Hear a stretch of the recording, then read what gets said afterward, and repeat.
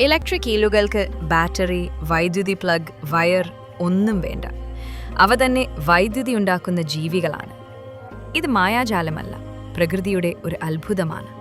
ഈലിന്റെ ശരീരത്തിലുടനീളം ഇലക്ട്രോസൈറ്റുകൾ എന്ന പ്രത്യേക കോശങ്ങൾ ആയിരങ്ങളുണ്ട്. ഇവ ഓരോന്നും ചെറിയ വൈദ്യുതി മാത്രം ഉണ്ടാക്കും. പക്ഷേ ഈൽ ആക്രമിക്കാൻ തീരുമാനിക്കുമ്പോൾ എല്ലാ കോശങ്ങളും ഒരേ സമയം പ്രവർത്തിക്കും. അവ പുറത്തുവിടുന്ന വൈദ്യുതി ഒത്തുചേർന്ന് 860 വോൾട്ട് വരെ ശക്തമായ ഷോക്കായി മാറും. അതിലൊരു അതിശയമുണ്ട്. ഇത്രയും വലിയ അളവിൽ ഇലക്ട്രിസിറ്റി ഉണ്ടാക്കിയിട്ടും ഈലിന്റെ സ്വന്തം ശരീരത്തിന് ഒന്നും പറ്റുന്നില്ല. കാരണം അതിന്റെ ശരീരം ഇൻസുലേറ്റഡ് ആണ്.